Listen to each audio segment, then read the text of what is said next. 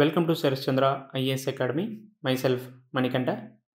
వివరణ సిరీస్లో భాగంగా ఈరోజు మనం ఇంకో క్వశ్చన్ గురించి డిస్కస్ చేసుకుందాం. సో ఈరోజు క్వశ్చన్ మెయిన్గా గవర్నెన్స్ రిలేటెడ్గా మనం డిస్కస్ చేసుకుందాం. సో క్వశ్చన్ ఏంటంటే సిటిజన్ చార్టర్కి సంబంధించింది.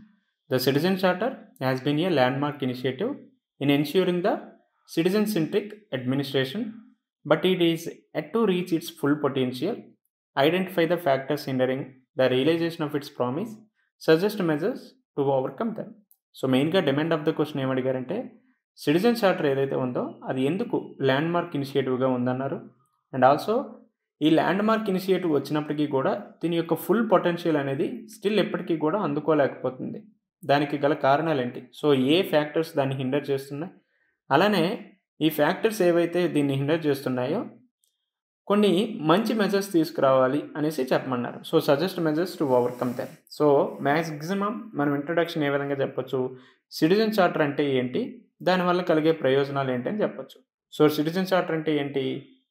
So it is a formal document. It is a formal document that delineates services and standards. So ఏ సర్వీసెస్ అందిస్తున్నాం, ఏ స్టాండర్డ్స్ ఉన్నాయి, ఇటువంటివన్నీ కూడా మనకి సిటిజన్ చార్టర్లోనే అందుతాయి.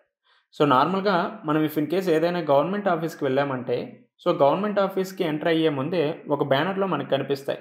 సో ఈ ఆఫీస్లో ఏ సర్వీసెస్ ఎవరెవరు అందిస్తారు, ఎట్ ది సేమ్ టైం అందించడమే కాకుండా ఎంత సమయానికి అందిస్తాము, ఇఫ్ ఇన్ కేస్ అందించకపోతే దీని యొక్క గ్రీవెన్స్ ఎవరు చూస్తారు, ఇటువంటివన్నీ కూడా ఒక చార్ట్లో వేయడం జరుగుతుంది. సో ఈ చార్ట్ ఏదైతే ఉందో దాన్ని మనం సిటిజన్ చార్టర్గా పిలుచుకుంటాం. So it is a formal document that delineates services and standards and organisation, its pledges to provide its citizens. So మేజర్గా సిటిజన్స్కి ఏ సర్వీసెస్ని ప్రొవైడ్ చేస్తున్నాం అనేది దీని ద్వారా మనకు తెలుస్తుంది. సో దీనివల్ల సిటిజన్ సెంట్రిక్ గవర్నెన్స్ని మనం అందుకోగలం. ఇది మాత్రమే కాకుండా అడ్మినిస్ట్రేషన్లో అవ్వచ్చు, గవర్నెన్స్లో ట్రాన్స్పరెన్సీని, అకౌంటబిలిటీ, అదేవిధంగా పబ్లిక్ సర్వీసెస్లో ఎఫిషియన్సీని కూడా అందుకోగలం. సో సామర్థ్యమైనటువంటి పబ్లిక్ సర్వీసెస్ని కూడా అందించగలం. సో దట్ ఏమవుతుంది, పబ్లిక్ ట్రస్ట్ అనేది బిల్డ్ అవుతుంది అండ్ ఆల్సో క్రెడిబిలిటీ కూడా సాధించగలం. అయితే ఇది ఎందుకు ల్యాండ్ మార్క్ ఇనిషియేటివ్గా మనం పిలుస్తున్నామంటే బికాస్ ఆఫ్ క్వాలిటీ ఆఫ్ సర్వీసెస్ని అందిస్తాం. సో ఇక్కడ హై క్వాలిటీ ఆఫ్ సర్వీసెస్ని అందించడం వల్ల ఏమవుతుంది, సో పబ్లిక్కి ట్రస్ట్ అండ్ ఆల్సో క్రెడిబిలిటీ అనేది పెరుగుతుంది. ఎవరి మీద? గవర్నమెంట్ ఆర్గనైజేషన్స్ మీద పెరగడం జరుగుతుంది. రైట్. అలానే సిటిజన్ చార్టర్ వల్ల ఈవెన్ ట్రాన్స్పరెన్సీని కూడా అందుకోవచ్చు. సో మేజర్గా క్లియర్ ఇన్ఫర్మేషన్ మనం అందించడం వల్ల ట్రాన్స్పరెన్సీ అనేది కూడా తెలుస్తుంది. సో ఎప్పుడైనా పరిపాలనలో పారదర్శకత ఉన్నప్పుడు ఖచ్చితంగా అది గుడ్ గవర్నెన్స్ని సాధించగలం. సో ఈ విధంగా సిటిజన్ చార్టర్ వల్ల ఈవెన్ గుడ్ గవర్నెన్స్ని కూడా మనం అందుకోగలమని తెలుసుకోవచ్చు. రైట్. అలానే యాక్సెసిబిలిటీ. సో ఎప్పుడైనా యాక్సెసిబిలిటీ అనేది అందరికీ వచ్చినప్పుడు ఆ గవర్నెన్స్ అనేది ఇంక్లూజివ్గా ఉంటుంది. సో ఎప్పుడైనా ఇంక్లూజివ్గా ఉంటే అక్కడ డెమోక్రసీ చాలా స్ట్రెంగ్తన్ అవ్వడానికి స్కోప్ ఉంటుంది. రైట్.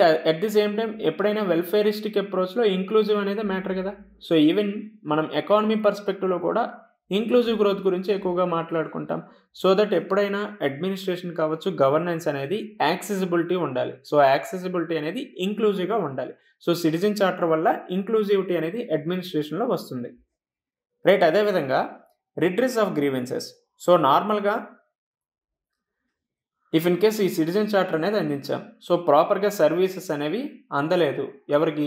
సిటిజన్స్కి సర్వీసెస్ అనేవి అందలేదు. అయితే దీనికి సంబంధించి ఖచ్చితంగా ఫిర్యాదులకు సంబంధించి యంత్రాంగం అనేది ఉంటాయి. సో ఈ రిడ్రెస్ ఆఫ్ గ్రీవెన్సెస్ అనేది కూడా మనకి దీని ద్వారా అందించవచ్చు. సో దీనివల్ల ఏమవుతుందంటే అకౌంటబిలిటీ పెరుగుతుంది. సో దట్ ట్రస్ట్ అనేది పబ్లిక్ సర్వీసెస్లో పెరుగుతుంది. సో మేజర్గా మనకి కన్జ్యూమర్ కోర్ట్స్ ఏవైతే ఉన్నాయో వాటి ద్వారా కూడా మనం రిడ్రెస్ ఆఫ్ గ్రీవెన్సెస్ని అందుకోవచ్చు కదా. At the same time feedback mechanism. So ఈ ఎంకరేజింగ్ సిటిజన్స్ యొక్క ఫీడ్బ్యాక్ని మనం ఏదైతే ఎంకరేజ్ చేస్తామో దీనివల్ల కంటిన్యూస్గా మనం ఇంప్రూవ్ చేసుకోవచ్చు. దేన్ని? సిటిజన్ చార్టర్ని ఇంప్రూవ్ చేసుకోవచ్చు. వీటితో పాటుగానే పబ్లిక్ సర్వీసెస్ని కూడా మనం ఇంప్రూవ్ చేసుకోవచ్చు. సో దట్ అప్పుడు ఏమవుతుంది, పబ్లిక్ ట్రస్ట్ పెరుగుతుంది. రైట్. అలానే క్రెడిబిలిటీ పెరుగుతుంది.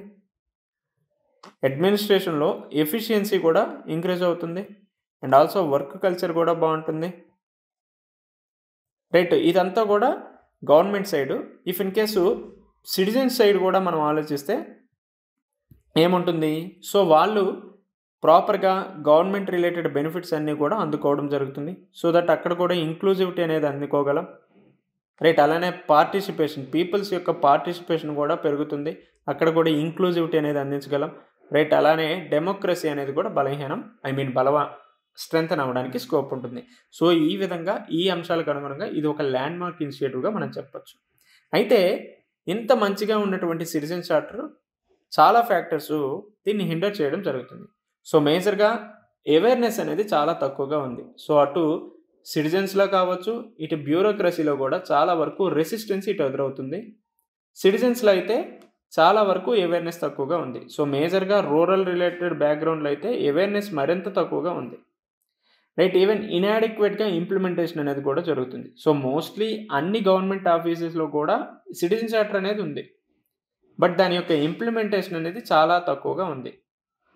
రైట్. ఇది మాత్రమే కాకుండా ఎన్ఫోర్సబిలిటీ విషయంలో కూడా చాలా బలహీనంగా ఉంది.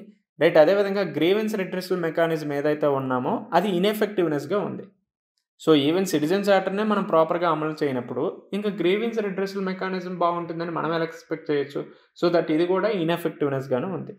అండ్ ఆల్సో మేజర్గా రీసోర్స్ కన్స్ట్రెయింట్ అనేది ఉంది. సో మ్యాక్సిమం ఇండియాలో స్కేర్సిటీ అనేది ఎక్కువగా ఉంది రీసోర్స్ పరంగా.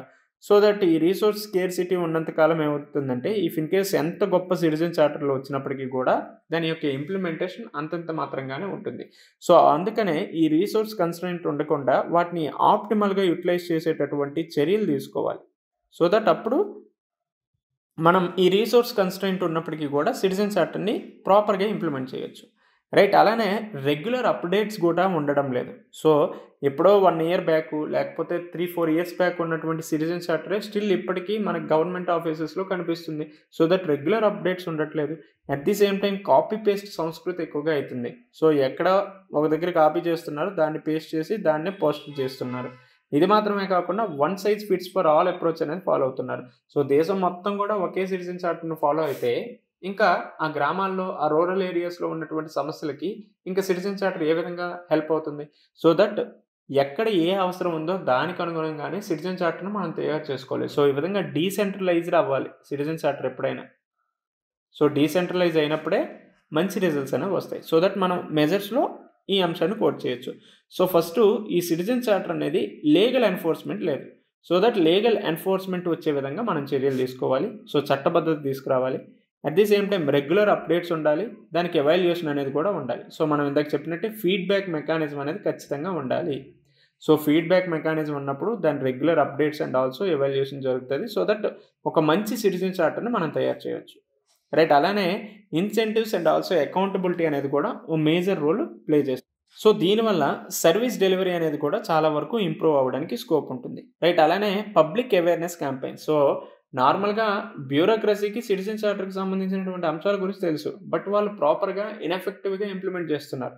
కానీ ఏదైనా విషయం గురించి తెలియాల్సింది ఎవరికంటే సిటిజన్స్, పీపుల్స్కే తెలియాలి. సో వాళ్ళకి తెలిసినప్పుడు వాళ్ళు ఖచ్చితంగా క్వశ్చన్ చేస్తారు. సో దట్ దీనికి సంబంధించి అవేర్నెస్ క్యాంపెయిన్స్ అనేవి చాలా వరకు ఇంక్రీజ్ చేయాలి. At the same time stake holder engagement అనేది కూడా ఉండాలి. సో స్టేక్ హోల్డర్ ఎంగేజ్మెంట్ అన్నాం కదా అనేసి కేవలం సిటిజన్స్ మాత్రమే కాకుండా even civil society related organisations ఏవైతే ఉన్నాయో ఆ సివిల్ సొసైటీ ఆర్గనైజేషన్స్ కూడా ఇందులో భాగంగా అయ్యాయంటే ఖచ్చితంగా సిటిజన్ చార్టర్ని మనం చాలా ఎఫెక్టివ్గా ఇంప్లిమెంట్ చేయొచ్చు.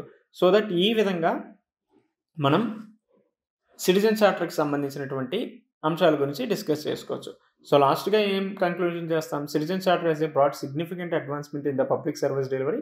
హౌఎవర్ కొన్ని లిమిటేషన్స్ ఉన్నాయి. So that implementing a robust revitalisation measures is crucial అని చెప్పేసి సో ఈ అంశాలను యాడ్ చేస్తే సరిపోతుందని చెప్పొచ్చు. సో ఈ విధంగా దీనికి సంబంధించినటువంటి ఆన్సర్స్ని మనం రాయొచ్చు.